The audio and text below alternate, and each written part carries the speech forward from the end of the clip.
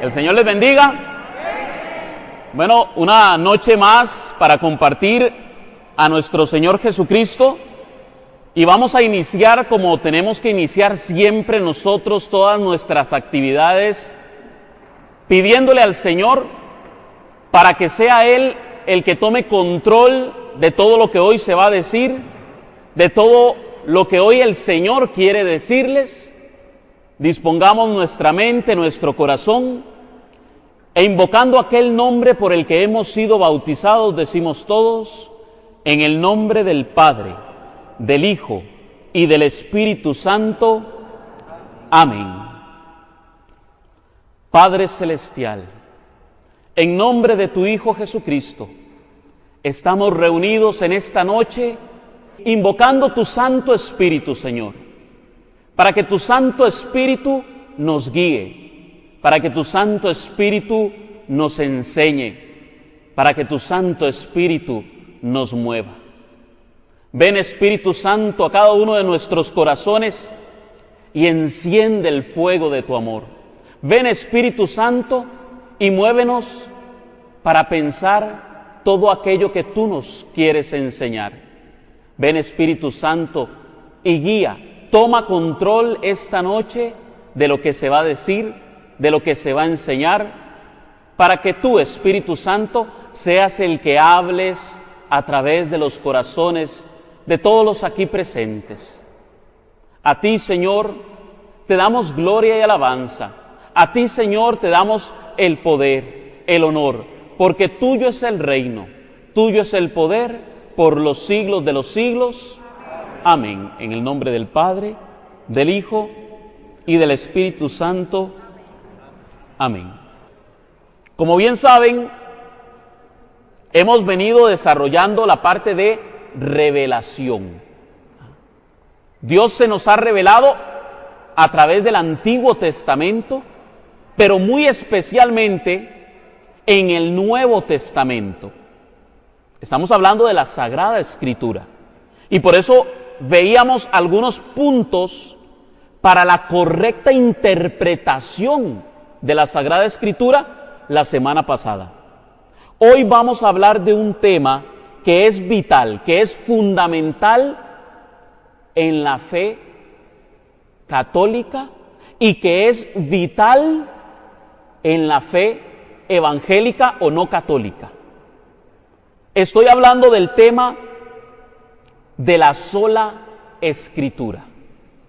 ¿Qué es la sola Escritura? Normalmente a nosotros se nos va a cuestionar: ¿y dónde están en la Biblia las enseñanzas de nuestra iglesia? ¿En qué parte de la Biblia se encuentra la doctrina católica? Eso es lo primero que nos van a decir. Y nosotros tenemos que saber cómo responder. Hoy me llamaba un hermano, él es taxista, es un hermano de la iglesia, y me decía: es que como a mí se me monta tanta gente, yo conozco de todas las denominaciones que existen. Y siempre, como yo ando conectado ahí con Radio Fides, entonces ya le empiezan a cuestionar a uno la fe, y me estaban preguntando justamente esto, que dónde están en la Biblia las enseñanzas de nuestra iglesia. Entonces yo le dije: bueno, hermanito, hoy tocamos ese tema, espérese, y vamos a verlo. La sola Escritura tiene inicio en 1517. Un monje agustino llamado Martín Lutero toma la Sagrada Escritura, toma la Biblia y proclama que la Biblia, y solo la Biblia, es su única autoridad, es su única verdad. Solo la Biblia. No hay iglesia que valga por encima de la Sagrada Escritura. Solo la Biblia es la única revelación de Dios. Martín Lutero trató de traducir la Biblia de latín, algunos dicen que del griego y del hebreo, pero se tiene registro de que a él se le encontraron la Biblia que él tenía para traducir era la latina, ¿verdad? La Vulgata, la famosa Vulgata de San Jerónimo. le encontraron la Vulgata para traducir. Él no tenía acceso a los manuscritos en griego, aunque él conocía griego, y no tenía acceso a los manuscritos en hebreo, aunque él conocía un poquito de hebreo. Habían expertos mucho mejores que él, pero a él se le ocurrió hacer la traducción de la Biblia al alemán. Curiosamente, usted pregunta hoy día por una Biblia de Martín Lutero y difícilmente la encuentre. Muy difícilmente la encuentre. Pero fue tan mala que escasos 50 años se perdió esa edición. Dejó de imprimirse porque su traducción fue malísima. De hecho, lamentablemente, Martín Lutero cometió faltas muy graves. Una de ellas fue agregar palabras a la Sagrada Escritura. La semana pasada estábamos mencionando Romanos 3:28, porque el hombre es justificado por la fe, pues él le agregó la palabra solo por la fe. Él le metió la palabra solo o solamente en alemán.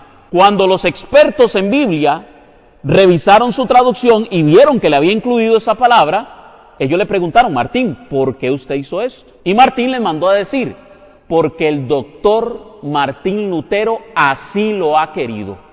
Además, trató la epístola de Santiago como una epístola de paja. Es decir, la carta de Santiago no vale para nada. Lo mismo sucedió con el Apocalipsis y otras cartas del Nuevo Testamento. En el Antiguo Testamento sacó los 7 libros deuterocanónicos, que es un tema que también vamos a ver. Sacó los 7 libros deuterocanónicos. Por así decirlo, Martín Lutero se convirtió a sí mismo en su propio papa y definió cuáles iban a ser los libros revelados para él, según su criterio. Claro, él tiene sus argumentos. Eso es lo que vamos a ver también en los próximos temas. Él tenía su argumento de por qué quitaba los 7 libros deuterocanónicos y por qué quitaba las cartas del Nuevo Testamento. Realmente él nunca las quitó. Lo que hizo fue hacerle un comentario diciendo que no eran inspiradas. A algunas partes le agregó y en otras le quitó textos a la Biblia. Cuando la gente dice que la Iglesia Católica no permitía, que era prohibido traducir una Biblia al idioma, a la lengua vernácula de cada país, no era porque la Iglesia fuera mezquina y no deseara que la gente no conociera la Biblia. Era por el miedo de que alguien viniera a traducir y tradujera mal la Sagrada Escritura. De hecho, algunos acusan a la Iglesia de haber encadenado la Biblia en los altares. Y no era mentira. En el ambón había una cadena literalmente que sujetaba la Biblia. ¿Qué es? ¿Que la Iglesia estaba amarrando la palabra de Dios? No, es que antes, para usted tener una Biblia, se hacía a mano. Los monjes católicos duraban 3 años haciendo una Biblia, letra por letra. Una Biblia costaba lo que hoy día cuesta un carro del año. Cuando llegó la imprenta y Gutenberg logró imprimir el primer libro, ¿alguien sabe cuál fue el primer libro que se imprimió? La Biblia. ¿Y qué Biblia era? Una Biblia católica. La Iglesia inmediatamente se inventa la imprenta, empieza a utilizar la imprenta para distribuir. Y de hecho, una de las primeras traducciones fue en español. Pero una buena traducción. De hecho, todavía hoy día los críticos escrituristas dicen que es una de las mejores traducciones. Lo mismo que la Vulgata. La Vulgata es la traducción del hebreo y del griego al latín. Y todavía hoy día está en vigencia, porque San Jerónimo era un experto en letras, era un experto en la escritura y todavía tenía una ventaja mayor a los traductores de hoy en día, que él conocía el verdadero significado de las palabras en su tiempo, en el contexto en que fueron escritas. Y entonces se le han hecho acusaciones a la Iglesia Católica de que ha prohibido y no ha permitido la lectura de la palabra de Dios. Pero eso es mentira. Usted podía aprender de la palabra de Dios, usted podía, de hecho, buscar formación, pero era una formación sobre la palabra de Dios, algo verdadero, y no lo que sucede hoy día, que cada quien agarra la Biblia y la interpreta a su manera. ¿Y qué dijimos la semana pasada? ¿Qué dice la Biblia? La Biblia no es para interpretación personal. Así lo dice 2 de Pedro 1:20, lo mismo que 2 de Pedro 3:15 y 16. En la Escritura hay unos textos difíciles de entender, hablando de las cartas de Pablo, que los ignorantes y poco firmes en la fe interpretan torcidamente como hacen con las demás escrituras para su propio mal. Entonces la Biblia no es de fácil interpretación. La Iglesia, siempre que ha permitido el estudio de la Sagrada Escritura, lo ha hecho por medio de una guía. Muy bien, Martín Lutero se separa de la Iglesia Católica y proclama la Reforma Protestante. Hay dos pilares en la Reforma Protestante: sola Escritura y sola fe. Sola Escritura y sola fe. Se dice que hay otro pilar en la Reforma Protestante, que es el solo Cristo. Es decir, yo solo me dirijo a Cristo. Sin embargo, ese tercer dogma se le podría llamar así porque son verdades de fe para ellos. Ese tercer dogma no es del todo cierto, porque Martín Lutero creía en la Virgen María y en la intercesión de la Santísima Virgen María. Los luteranos hoy día, aunque han cambiado mucho la enseñanza de Lutero, permanece la devoción a la Virgen María, igual que algunos santos. Por eso digo que está un tercer pilar ahí en veremos. Hoy día está más marcado: sola Escritura, sola fe y solo Cristo. Hoy vamos a ver una de esas columnas. Y si ese trípode no católico le falta uno de los pedestales, se viene al suelo. Hoy vamos a ver entonces si es sola Escritura, si solo la Biblia basta, si solo la Biblia es la única autoridad. Para eso vamos, primero que nada, a ver dónde está en la Biblia la enseñanza de sola Escritura. ¿Dónde dice en la Biblia que solo la Biblia es mi única autoridad? Porque si lo dice la Biblia, entonces yo lo creo. Esa es la premisa evangélica. Si lo dice la Biblia, yo lo creo. Si no lo dice la Biblia, no lo creemos. Muy bien, vamos a ver dónde dice. Vamos a utilizar un versículo que es clave. Anótelo por ahí, lo vamos a buscar. Está en 2 de Timoteo, capítulo 3, versículo 16. Dice así: toda Escritura está inspirada por Dios y es útil para enseñar, rebatir, corregir y guiar en el bien. Así el hombre se encuentra perfecto y preparado para toda buena obra. Palabra de Dios. Vamos a ver, solo la Escritura es inspirada. Ahí dice eso. ¿Qué dice? Toda Escritura es inspirada. Pero entonces, ¿dónde está el solo? Solo la Escritura. De hecho, no hay en toda la Biblia un solo versículo que diga que solo la Biblia y nada más la Biblia es inspirada por Dios. No hay un solo versículo. Lo que dice es que toda la Escritura es inspirada por Dios. Ahora, ¿de qué Escritura está hablando Pablo? ¿Incluye la carta que está escribiendo en este momento? No. De hecho, Pablo no sabía que 2 de Timoteo iba a ser inspirada. Él solamente les estaba enviando cartas a las iglesias, en este caso a su discípulo Timoteo. ¿Cómo sabemos de qué está hablando Pablo? Un versículo antes, es más, se lo vamos a leer desde el 14, versículo 14. Tú, en cambio, quédate en lo que has aprendido y de lo que estás seguro, sabiendo de quiénes lo recibiste. Además, desde tu niñez conoces las sagradas Escrituras. Ellas te darán la sabiduría que lleva a la salvación mediante la fe en Cristo Jesús. Palabra de Dios. Inmediatamente termina eso y le dice: toda Escritura es inspirada por Dios, útil para rebatir, reargüir. Noten que le está diciendo a Timoteo que cuando él era niño conocía las Sagradas Escrituras. Cuando Timoteo era niño no existía el Nuevo Testamento. ¿De qué Escritura le está hablando? Del Antiguo Testamento. El texto si lo sacamos de contexto, nos lleva a un texto fuera de contexto, nos lleva a un pretexto. Ahí hay un grave problema.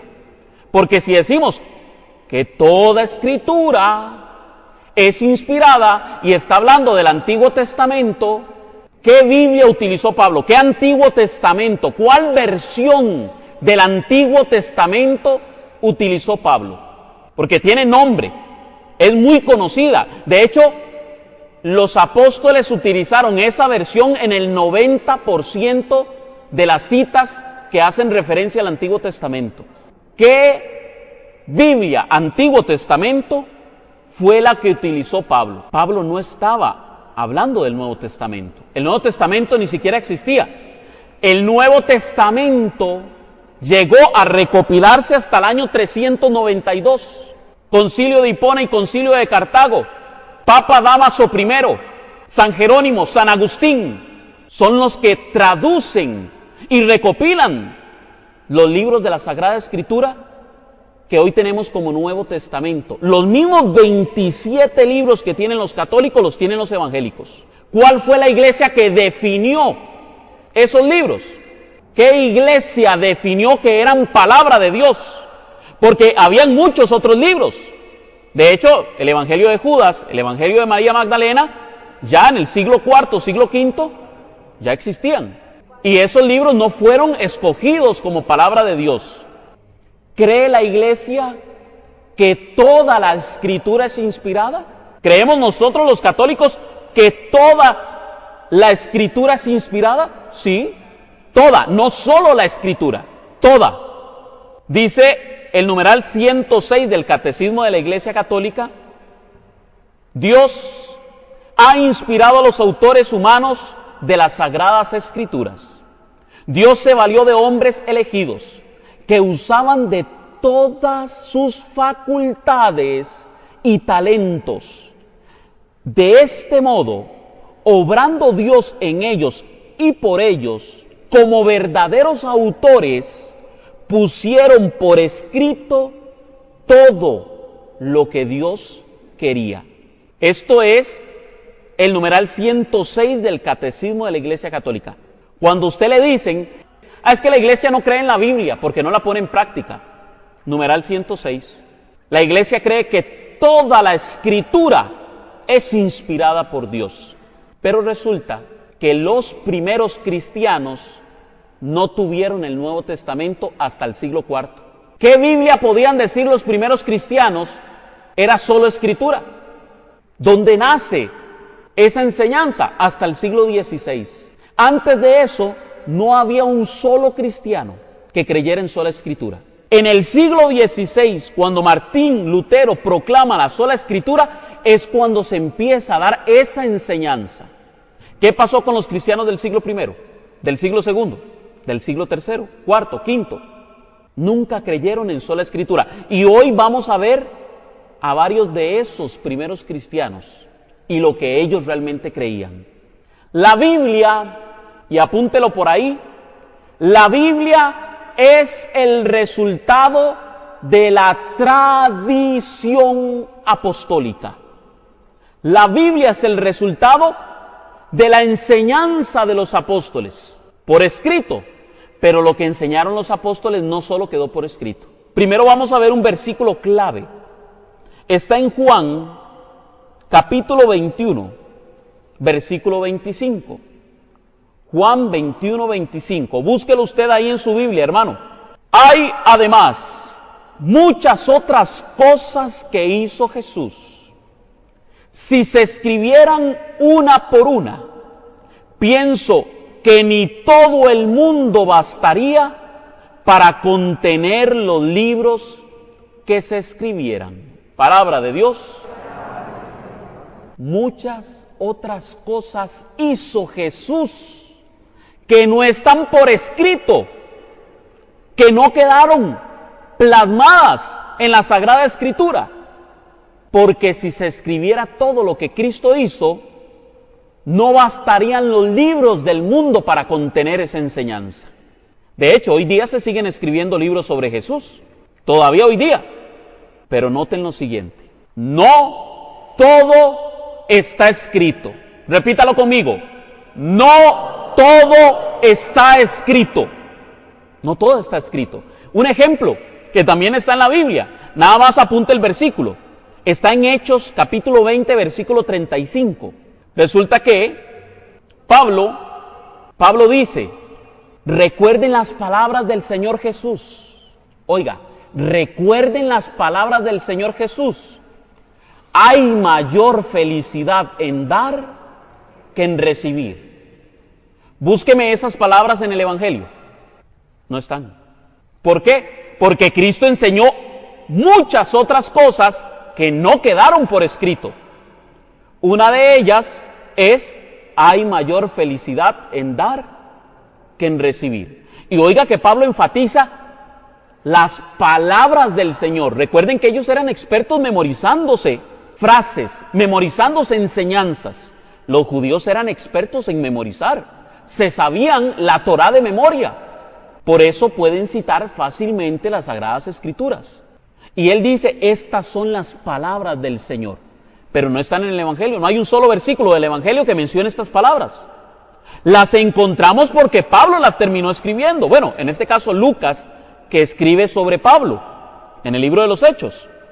Y es mencionado por primera vez unas palabras de Cristo que no habían quedado plasmadas en el Evangelio. Y así podemos citar otro montón de textos. Les voy a mencionar otra curiosidad. Primera de Corintios, esa no la tenía preparada, pero se las voy a decir. Primera de Corintios no es Primera de Corintios. Realmente, Primera de Corintios es Segunda de Corintios. Porque si usted lee el capítulo 5 de Primera de Corintios, Pablo dice, en la carta que les envié anteriormente, en Primera de Corintios. Es decir, Primera de Corintios es Segunda de Corintios y Segunda de Corintios es Tercera de Corintios. ¿Qué se hizo esa carta? Se perdió. Posiblemente llegó a la comunidad y a través de los años no se llegó a recopilar. ¿Qué tal si ahí habían otras enseñanzas de Jesús que no quedaron en otras cartas o no quedaron en los evangelios? Muy bien, resulta que Jesús mandó a los apóstoles a escribir a todas las naciones cuál era su enseñanza. No, Jesús dice en Marcos 16:15, id y predicad el evangelio a todas las naciones. Cristo mandó a los apóstoles a predicar, nunca los mandó a escribir. La escritura es el resultado de la predicación de los apóstoles, que luego se plasmó por escrito. Por ejemplo, Pedro no escribía, él no era de letras, pero él tenía a Marcos como su secretario y Marcos le servía de escriba. Así lo dice Pedro. Y ahí era donde entonces escribía las cartas de Pedro. Normalmente eran algún discípulo, o si el apóstol era letrado, sabía de letras, era el que lo escribía, pero no con el fin de que fuera palabra de Dios. Eso lo define luego una iglesia. ¿Cuál iglesia la que lo define?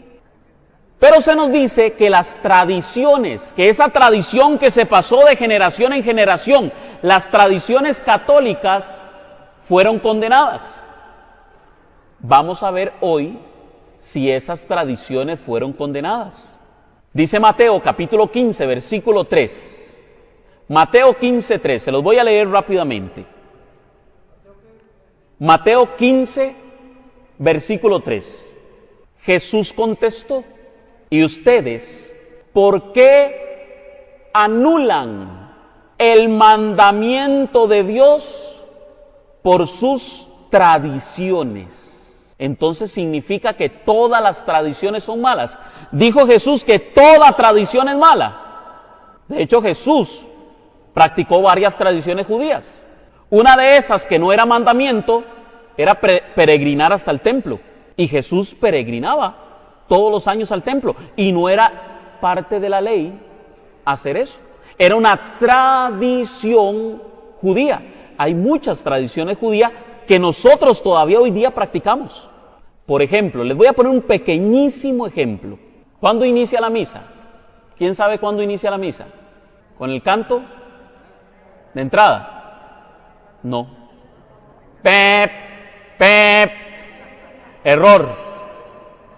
La misa inicia cuando se encienden las velas en el altar. Eso es una tradición judía para la Pascua. Los judíos, antes de que llegue la tarde, en la Pascua prenden el menorá. Es un candelabro de 7 velas. Ustedes verán que a veces hay 2 velas o a veces hay 3 y 3, porque la séptima es Cristo, que es la luz del mundo, que de hecho se le llama la servidora, aquella que va a dar luz a las demás. Eso ya es otro tema precioso sobre la Pascua judía. ¿Por qué ellos hacen eso? Eso no lo manda la Biblia, pero ¿por qué lo hacen? Tiene un bonito significado. Porque en el principio Dios apartó la luz de las tinieblas. ¿Qué nos invita la iglesia cuando se encienden las velas? Apartar de nuestra vida la luz de las tinieblas. Que los problemas se queden afuera. Estamos en el culto máximo del cristianismo. Eso es una tradición judía que ha heredado la Iglesia Católica, porque Cristo, cuando estableció la Eucaristía, dijo: hagan esto en conmemoración mía. Y eso incluía en la Pascua judía el encendido de las velas. Tradición judía. Y así podemos encontrar un montón de tradiciones que Cristo siguió y que no era parte de la Escritura. Sin embargo, aquí dice, es más, hay otros textos que son más severos, porque dicen: ustedes siguen tradiciones de hombres que anulan el mandamiento de Dios. Cuando Cristo dice estas palabras, era porque los judíos, en especial los fariseos y los maestros de la ley, decían: yo consagro todo para Dios, para el templo. Entonces ya no tengo responsabilidad con mi madre y con mi padre. Y él los acusaba diciéndoles: qué bien salvan ustedes las apariencias, porque anulan el mandamiento de Dios por seguir tradiciones de los hombres. ¿Qué estaban anulando ellos? El 4º mandamiento: honrarás a padre y madre. Ellos no querían honrar a su padre y a su madre con sus bienes. No, lo pongo todo el templo. Eso era una tradición que anulaba el mandamiento de Dios. Y es a esas tradiciones a las que Cristo se refiere. Pero si Cristo hubiera anulado todo tipo de tradición, entonces hubiera dicho: todas las tradiciones son malas, todas las tradiciones que no estén en la Biblia son malas. Pero Cristo no dijo eso. ¿Qué es una tradición? Una tradición básicamente es una práctica o una enseñanza transmitida de forma oral y a veces de forma escrita, de generación en generación. Es decir, el padre se le enseñó a su hijo, el hijo a su nieto, el nieto al bisnieto, y ahí se lo van transmitiendo. Hay tradiciones que son meramente humanas, pero que no anulan el mandamiento de Dios. Por ejemplo, una tradición. Bueno, es que mi abuelo le daba la bendición a mi padre me da la bendición a mí, y yo quiero continuar con esa tradición con mis hijos. ¿En qué anula el mandamiento de Dios que usted le dé una bendición a sus hijos? Absolutamente en nada. Y así podemos ver otro tipo de tradiciones. Es que nos encanta reunirnos el domingo en familia. ¿En qué anula eso el mandamiento de Dios? En nada. Ahora, es que en mi familia es tradición ir a las brujas. Ya es diferente, ¿verdad? Ir a consultar brujos, brujas. De hecho, se le ha hecho un escándalo a la iglesia por haber tenido algún tiempo en donde rechazaba por completo el culto de las brujerías, ¿verdad? O practicar la brujería. Se le hizo problema a la iglesia. Pero realmente eso sí, la Biblia lo prohíbe. La práctica de la brujería lo prohíbe. Entonces, ahí se estoy anulando la palabra de Dios, el mandamiento de Dios de no ir a consultar hechiceros, brujas, adivinos. Ahí sí estaría anulando el mandamiento de Dios por seguir una tradición de familia. Una tradición malita. Yo creo que hoy día ya eso no se da. Es que mi hijo ya va a ser hombre. Y lo llevaban donde las malas. ¿Qué clase de tradición es esa? Ahí sí yo le podría decir, porque estoy metiendo en pecado a una persona. Eso no son tradiciones sanas. Hay tradiciones buenas y hay malas tradiciones. Vamos a ver entonces lo que enseña la Iglesia Católica. La Iglesia Católica cree en Biblia y tradición. No solo Biblia, Biblia y tradición. Y vamos a ver si la Biblia dice que hay que creer en la Biblia y en la tradición. Cuando hablamos de tradición, estamos hablando de la tradición de los apóstoles. Es decir, de lo que los apóstoles transmitieron a sus discípulos y ellos a su vez a sus discípulos. Vamos a ver un versículo que es fundamental. Apunte por ahí. Apunte por ahí. Segunda de Tesalonicenses 2:15. Y quiero que la busquen en su Biblia. Apúntela y la busca. Segunda de Tesalonicenses 2:15. Segunda de Tesalonicenses 2:15. Posiblemente, si usted tiene una versión católica, va a encontrar la traducción correcta. Si no es católica, se puede topar con algunas sorpresas, pero ya les vamos a explicar. Segunda de Tesalonicenses 2:15. Dice Pablo a los tesalonicenses: por lo tanto, hermanos, manténganse firmes y guarden fielmente las tradiciones que les enseñamos de palabra o por carta. Palabra de Dios. Si usted tiene una versión no católica, puede ser que la palabra que usted se encuentre ahí sea doctrina o enseñanza. Son dos formas de traducir la palabra tradición en las versiones Reina Valera u otras traducciones no católicas. En lugar de poner tradiciones, ponen doctrina o enseñanza. Pero resulta que si usted se pone a escarbar un poquito la escritura, en el idioma en que fue escrito, es decir, el Nuevo Testamento en el griego y el Antiguo Testamento en hebreo o arameo, se va a dar cuenta que lo que Pablo escribió fue la palabra paradoseis. La única traducción que hay de la palabra paradoseis es tradiciones, es la única forma. No hay otra de traducir. Paradoseis es tradiciones. Si en la Biblia dijera didaché o didascalia en griego, entonces sí se podría poner doctrina o enseñanza. Si el griego en la Biblia dijera didaché o didascalia, pero cuando usted estudia la Sagrada Escritura, en su idioma se empieza a dar cuenta de muchas cosas que tienen ciertas Biblias que está mal traducido. Yo tengo el privilegio de tener una Biblia que es trilingüe, griego, latín y español. Y si Dios lo permite, un día de estos voy a traerles un programa, es un programa para computadora, muy bueno, es un programa no católico, pero el creador del programa permite que se metan versiones católicas al sistema. El programa se llama eSword, en inglés, ¿verdad? eSword significa, sword es espada, el I es de electrónico, E-Sword, S-W-O-R-D. Yo tengo ahí más de 50 versiones de la Biblia en español, pero también tengo en inglés, en griego y en hebreo. Y además de eso trae para meterle diccionarios. Entonces, por ejemplo, tengo el diccionario Strong, que es una de las mejores traducciones de griego a español y que también trae de hebreo a español. Y ahí le puedo meter otro montón de documentos como mapas, historia, libros y otro montón de cosas. Cuando uno se va al griego, lo que encuentra es la palabra paradoseis, es decir, tradiciones. Ahí no hay quite. Pablo recomienda las tradiciones. Se los voy a volver a leer.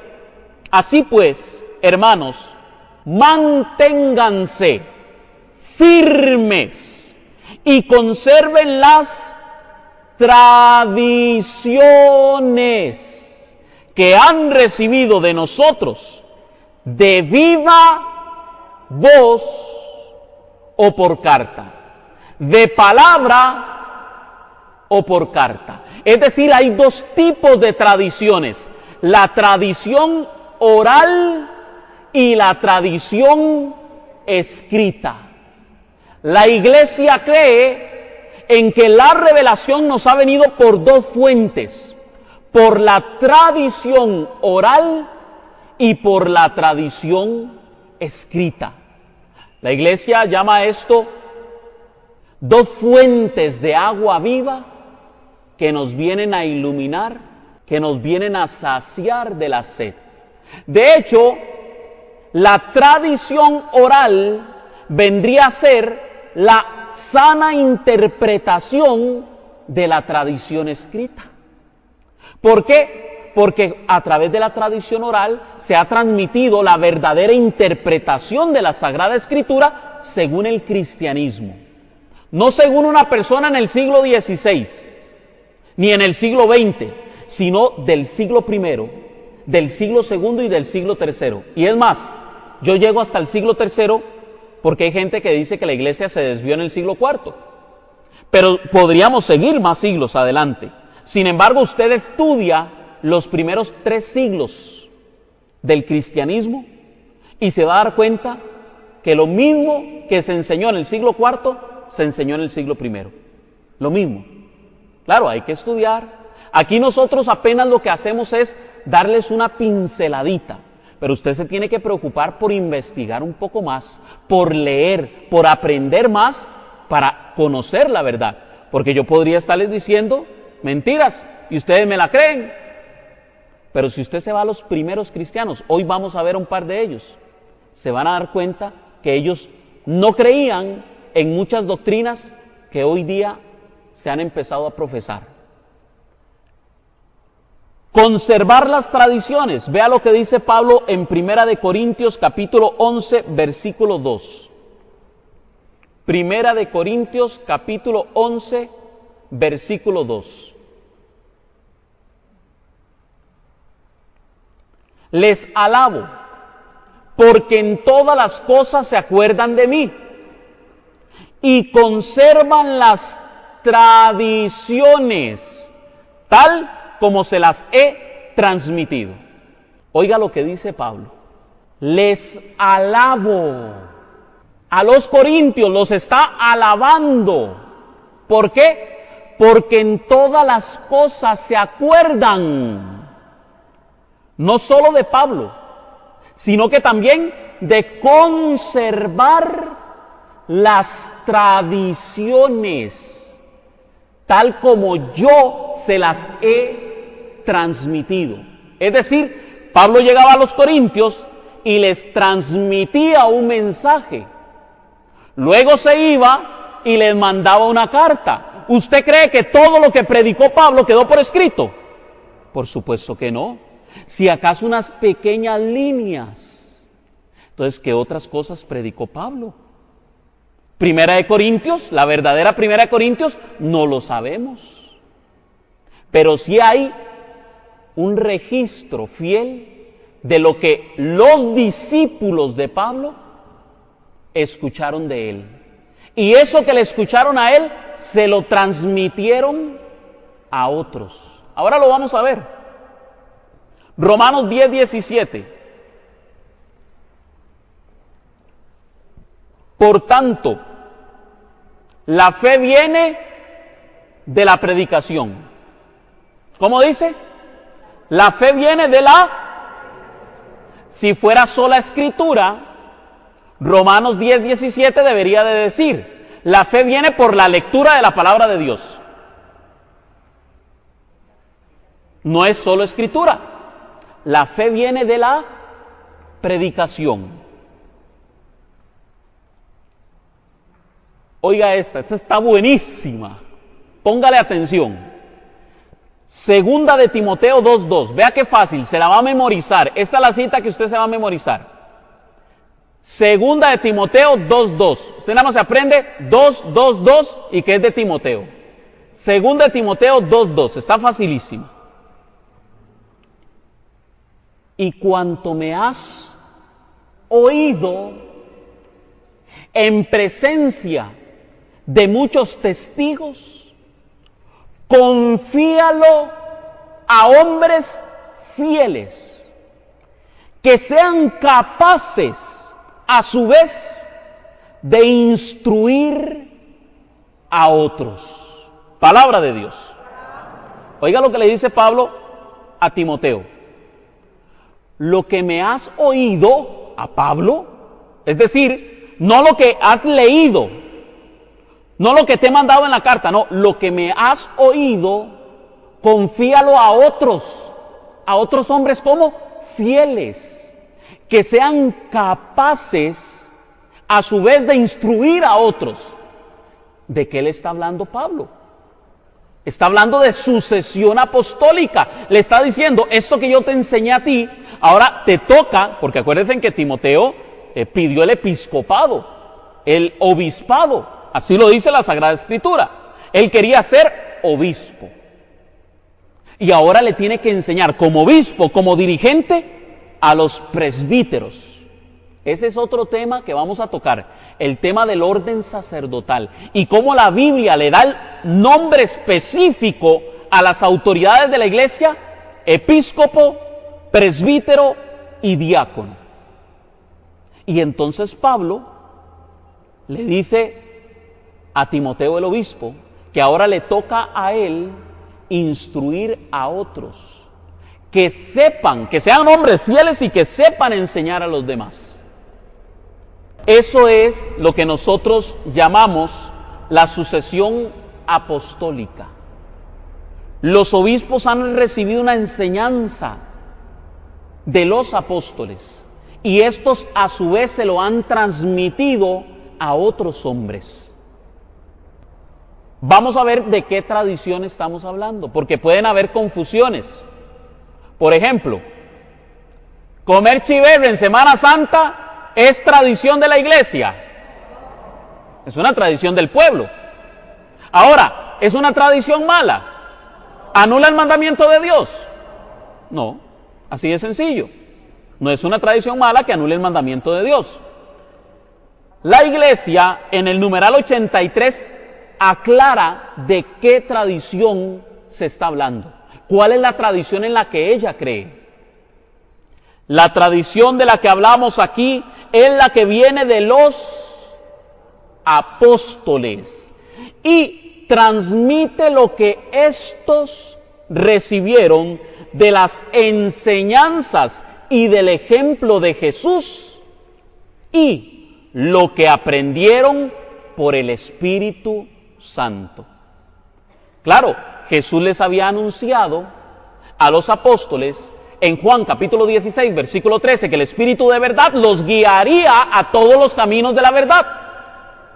Eso quiere decir que el Espíritu Santo también les iba a revelar la verdad completa.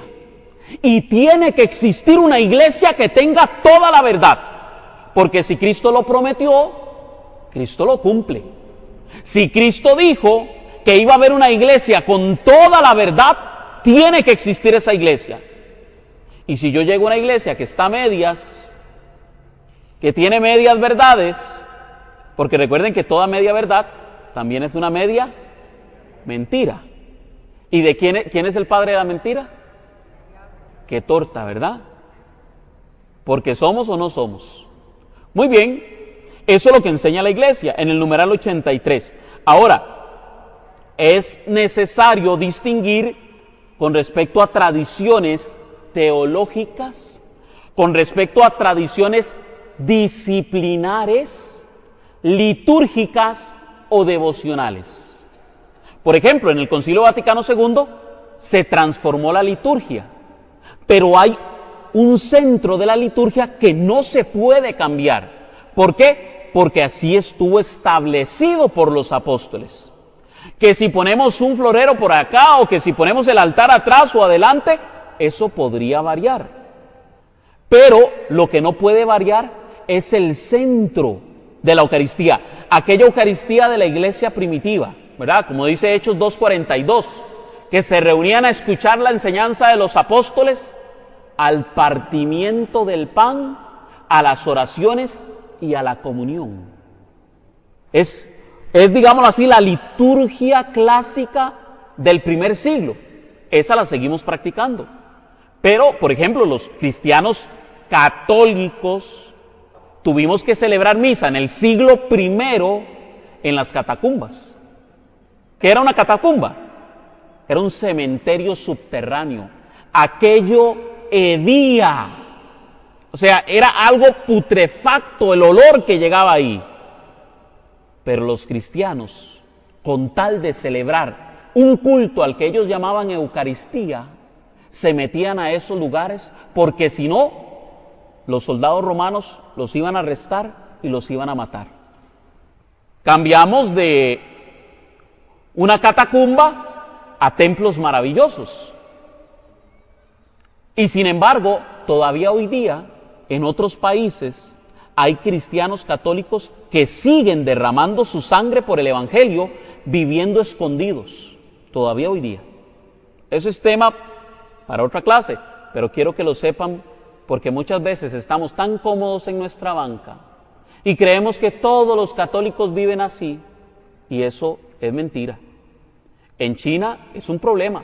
El Estado no quiere, bueno, el Estado no, es que estamos hablando de todo un continente porque es todo China, pero ahí la Iglesia Católica es perseguida.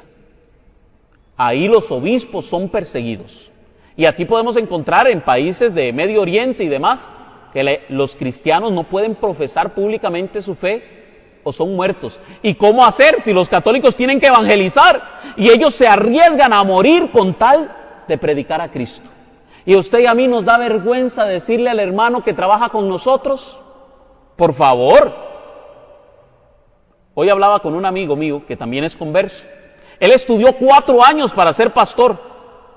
Estudió con los apóstoles, Ronnie Chávez y todos estos, Magaña Mengaña y demás. ¿Cómo era? Es que William Magaña, sí, William Magaña.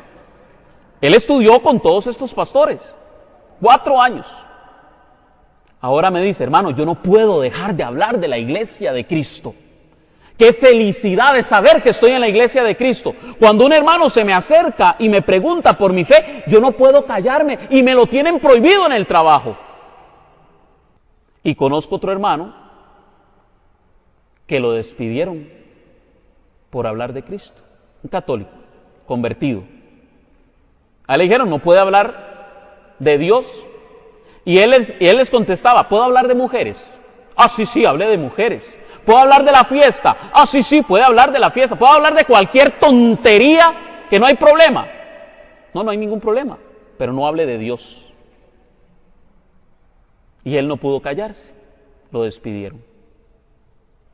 Eso también sucede, todavía hoy día y en Costa Rica. En un país que se dice que es católico. Que Dios se apiade de todos ellos y les perdone ese pecado. Hay tradiciones que definitivamente no son católicas y eso hay que aclararlo. De hecho, hay tradiciones que están en contra de la enseñanza de la Iglesia Católica. Por ejemplo, la Virgen de los Sicarios. O sea, ¿a dónde ha visto usted que la Iglesia Católica hable de una Virgen de los Sicarios? Es un invento de los malhechores estos que quieren matar gente y diciendo que creen en Dios o que creen en la Virgen. La Iglesia no enseña ninguna santa muerte.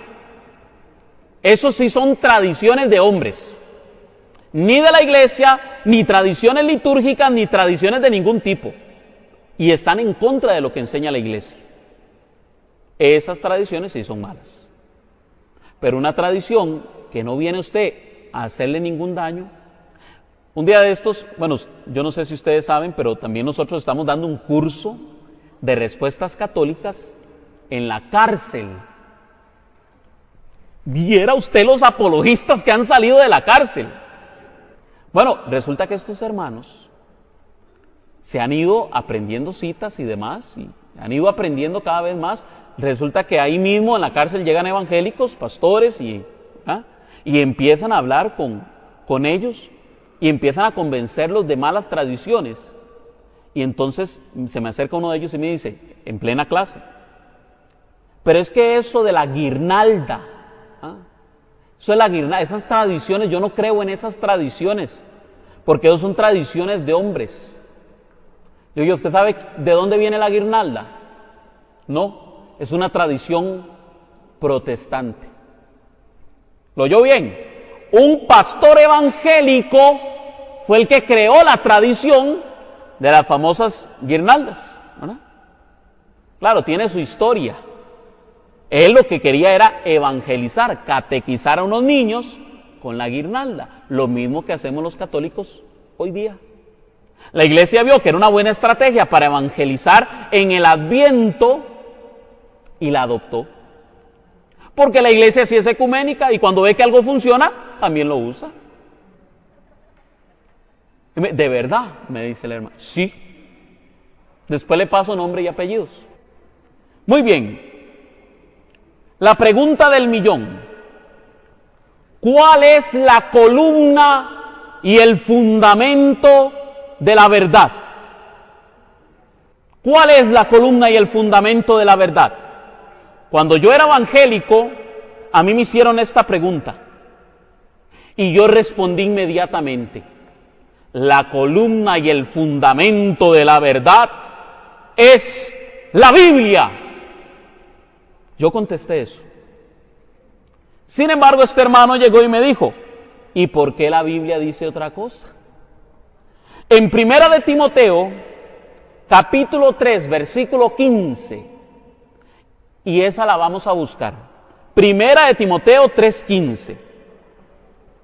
Recuerdan que Segunda de Timoteo 3:16 es la que dice, toda escritura es inspirada por Dios.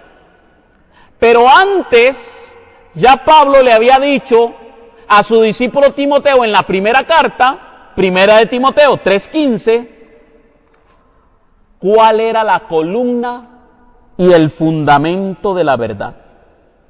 Vamos a leerlo. Pero si tardo, para que sepas cómo hay que portarse en la casa de Dios. Ojo, porque está también diciendo cuál es la casa de Dios. Para que sepas cómo hay que portarse en la casa de Dios, que es la iglesia del Dios vivo. Columna y fundamento de la verdad. La iglesia del Dios vivo es columna y fundamento de la verdad. ¿Qué iglesia es esa? O más bien, si yo creo que la Biblia, y solo la Biblia es revelación, yo debería buscar qué iglesia me dijo que la Biblia es palabra de Dios. ¿Cómo sé yo que la carta a Santiago es inspirada? Alguno dirá, es que la Biblia dice que ella es inspirada. Sí, cuando hablamos de 2 de Timoteo está hablando del Antiguo Testamento. También nosotros creemos que el Antiguo Testamento es inspirado, pero no existe un índice inspirado. No existe un texto que diga, esta carta sí, esta carta no. Por ejemplo, existe el Evangelio Tomás, y es un evangelio que si usted lo lee, usted diría, parece que es de las Sagradas Escrituras. Es más, usted lee muchos textos apócrifos y parecen cristianos. Sin embargo, la iglesia en el siglo IV dijo, no, esto no es inspirado. Si usted dice que esa iglesia tuvo razón en escoger los 27 libros del Nuevo Testamento, está diciendo que esa iglesia fue inspirada por Dios. Esa iglesia es la columna y el fundamento de la verdad.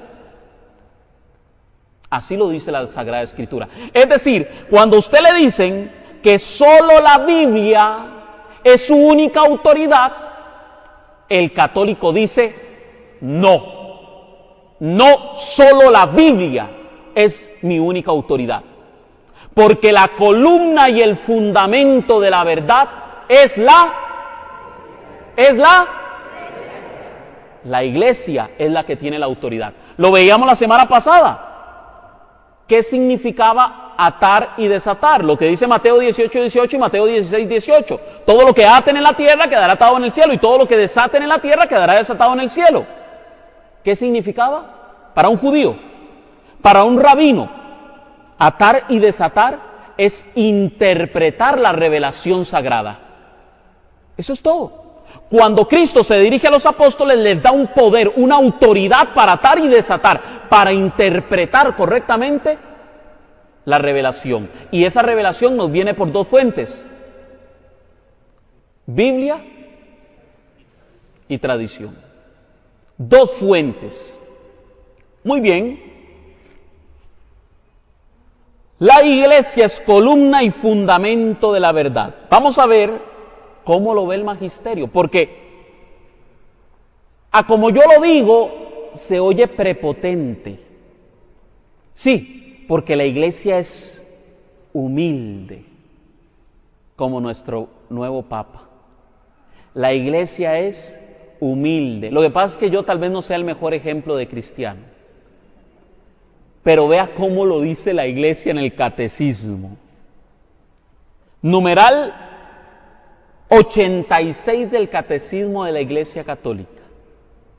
El magisterio no está por encima de la palabra de Dios, sino a su servicio, para enseñar puramente lo transmitido, pues por mandato divino y con la asistencia del Espíritu Santo, lo escucha devotamente, lo custodia celosamente, lo explica fielmente, y de este único depósito de la fe saca todo lo que propone como revelado por Dios para ser creído. La iglesia es tan humilde que aunque la Biblia dice que es columna y fundamento de la verdad, dice, la iglesia, el magisterio, no está por encima de la palabra de Dios. Y es que ¿cómo la iglesia se va a poner por encima de la palabra de Dios? Si es que la palabra de Dios no es un libro. La palabra de Dios es Cristo, el verbo hecho carne, la palabra de Dios hecha carne. Jamás la iglesia va a estar por encima de la palabra de Dios. Porque la palabra de Dios, su revelación nos viene por dos fuentes: Escritura y tradición. Muy bien, vamos a ver lo que dijo Martín Lutero sobre la Sagrada Escritura. Lutero, en sus comentarios sobre el Evangelio de San Juan, dice lo siguiente: estamos obligados a admitir a los papistas, es decir, a nosotros los católicos, nos llama papistas porque seguimos al Papa. Estamos obligados a admitir a los papistas que ellos tienen la palabra de Dios, que le hemos recibido de ellos, y que sin ellos, sin la iglesia, sin los papistas, no tendríamos ningún conocimiento de ella. Esto lo dijo Martín Lutero después de haberse separado de la Iglesia Católica. Y les voy a pasar otra. Martín Lutero, cuando profesó la sola Escritura, él decía que cualquier persona con el Espíritu Santo podía entender la palabra de Dios. Pero resulta que junto a él se separa otro, llamado Juan Calvino. Y Juan Calvino agarró la Escritura que había agarrado Martín Lutero y que había sacado de la iglesia, y llegó Juan Calvino y dijo: Martín Lutero, resulta que el Espíritu Santo a mí me ha revelado que tu enseñanza es errónea y mi enseñanza es la verdadera. Martín Lutero le dijo a Juan Calvino: hereje, que lo manden a la hoguera. Entonces Juan Calvino caritativamente le dijo: Martín, tranquilo, el hereje sos vos, a la hoguera tenés que irte tú. Pero entonces llegó uno que era un poquito más coherente que ellos dos, se llamaba Orlis Zwinglio, y dijo: Martín, tranquilo, Juan, tranquilo, ustedes dos están equivocados. El Espíritu Santo me reveló a mí la verdad. Resulta que Martín Lutero creía en la salvación por la sola fe. Juan Calvino creía en la salvación por predestinación. Y Orlis Zwinglio creía en la salvación solo por la gracia. Los tres tenían la misma Biblia, los tres tenían el mismo Espíritu Santo, pero a los tres el Espíritu Santo les enseñó cosas diferentes sobre la salvación. Un tema que es vital para el cristiano, la salvación. Y de ahí se empezaron a separar otras comunidades y a dividir, y a dividir, y a dividir. Porque el fruto de la Reforma Protestante fue la división. Antes de 1517 solo se podía hablar de una iglesia, no habían otras, solo una. Tenía nombre y apellido. Se llamaba la Iglesia Cristiana Católica. Amén. Vamos a ver la opinión de un discípulo del apóstol San Juan. Oiga, no les estoy hablando de cualquier persona, les estoy hablando de alguien que conoció personalmente al apóstol Juan, al discípulo amado. Él viene del siglo I, de hecho muere 7 o 10 años después del apóstol Juan. Juan muere entre el 95 y el 100. San Ignacio de Antioquía muere alrededor del año 107, 110. Y este discípulo de San Juan, vea lo que escribe sobre la enseñanza que él considera es la revelación. Porque he oído a ciertas personas que decían: si no lo encuentro en las escrituras fundacionales, no creo que esté en el Evangelio. Y cuando les dije, está escrito, me contestaron: esto hay que probarlo. Pero para mí, mi escritura fundacional es Jesucristo. Óigalo bien. Para San Ignacio de Antioquía, obispo de Antioquía, sucesor de Pedro en Antioquía, porque Pedro luego se fue para Roma, y ahí tiene el sucesor del apóstol Pedro originario. Pero Pedro, estando en vida, llegó a Antioquía y ahí colocó a un obispo. San Ignacio es sucesor de ese obispo. Él conoció a Pedro y conoció a Pablo. Sus escritos fueron encontrados hace 60 años por arqueólogos y revelados a la humanidad. Es el primer cristiano en llamar a la iglesia por un nombre que normalmente usted y yo no sabíamos, porque no aparece en la Biblia. Le llama a la iglesia católica, a la iglesia de Cristo. Y dice que esa iglesia se rige por los obispos. Y además de eso, enseña que hay algunos que dicen que si no está en las escrituras, yo no lo creo. Pero ¿qué dijo Juan? Capítulo 21, versículo 25. No todo está escrito. No todo está escrito. Una vez me decía un hermano: es que si no está en la Biblia, yo no lo creo. Entonces yo le decía: entonces usted no cree en los aviones. Es que el cristianismo no se quedó en el siglo I y no se quedó en la escritura. El cristianismo siguió. Y si alguien me dice a mí, es que ahora sí creo en los aviones, porque eso surgió después. El cristianismo no se quedó estancado en el siglo I. El cristianismo continuó siglo tras siglo. San Irineo de León, porque al usar las escrituras para argumentar, la convierten en fiscal de las escrituras mismas, acusándolas de no decir las cosas rectamente o de no tener autoridad y de narrar las cosas de diversos modos. No se puede en ellas, las escrituras, descubrir la verdad si no se conoce la tradición.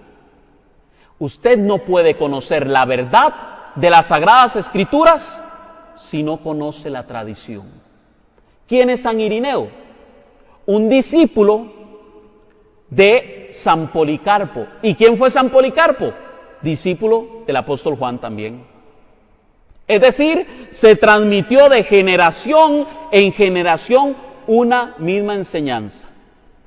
San Ignacio nace alrededor del año 30 y muere alrededor del 107. San Irineo nace alrededor del año 130 y muere alrededor del año 200. Primer siglo y segundo siglo. ¿En qué creían los primeros cristianos? En Biblia y tradición. Históricamente los cristianos han creído por 2000 años en Biblia y tradición. Hasta el siglo XVI, por primera vez en la historia del cristianismo, se llega a creer en la doctrina de sola escritura. Es decir, la sola escritura no es bíblica. La sola escritura no es lógica, porque si usted no tiene quien interprete correctamente la palabra de Dios, entonces habría varias interpretaciones. Y por eso podemos ver que el fruto de la Reforma Protestante es la división en el cristianismo. Y por sus frutos los torta. Y la sola escritura no es histórica. Como conclusión, la escritura y la tradición tienen que ser supervisadas por el magisterio, por la Iglesia Católica. Muy bien, vamos por el examen. Respóndame a las siguientes preguntas para concluir. ¿Es bíblica la doctrina protestante de sola escritura? ¿Sí o no? No es bíblica, porque no hay un solo versículo en toda la Biblia que diga que solo la escritura es la única fuente de revelación y de verdad. No hay un solo versículo. Y si no es bíblico, yo no lo creo. Pregunta número 2. ¿Está escrito todo en la Biblia? La revelación nos viene de la Biblia y la... ¿Y cuál es la columna y el fundamento de la verdad? Para cerrar, ¿de quién es realmente la doctrina de sola escritura? Yo les voy a decir de dónde viene la sola escritura. La sola escritura es una tradición de hombres que anula el mandamiento de Dios, que anula la palabra de Dios. Esas son las tradiciones de hombres que condenó Jesucristo. Y número 2, el primer solo escriturista, ¿saben quién fue? El príncipe de este mundo. ¿Quién es el príncipe de este mundo? Porque Jesús, nos dice Mateo 4:6, estando en el desierto y siendo tentado por el demonio, y le dijo, si eres hijo de Dios, tírate aquí abajo, pues la escritura dice, Dios dará órdenes a sus ángeles y te llevarán en sus manos para que tus pies no tropiecen y en piedra alguna. Palabra de Dios. El demonio también cita la escritura. Así es que el que usted tenga la Biblia no lo hace cristiano. El que usted tenga la Biblia no dice que usted tiene la verdad, sino que usted puede utilizar a la Biblia y hacerla decir cosas que ella no dice. Yo conozco grupos homosexuales que dicen que la Biblia promueve la homosexualidad. Y usted les pregunta, ¿por qué? Porque la Biblia dice, ámense los unos a los otros. y nosotros nos amamos. Eso sucede. Y si bien es cierto, pues hay que respetar sus tendencias sexuales, eso no quiere decir que nosotros debamos de admitir que estén bien, para nada. Eso sería como decir que un pedófilo está bien porque tiene una inclinación sexual, o un zoófilo está bien porque tiene una inclinación o gusto sexual.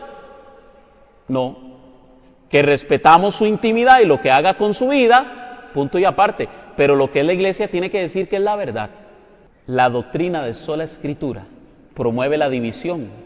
Y Cristo dijo que Satanás sabía que un reino dividido no subsistiría. Pero Satanás no sabe que la iglesia verdadera de Cristo no se puede dividir, porque es la misma en China, en África, en Asia, en Oceanía o en América. Amén. Fuerte ese aplauso para el Señor, para Él la gloria, para Él la alabanza.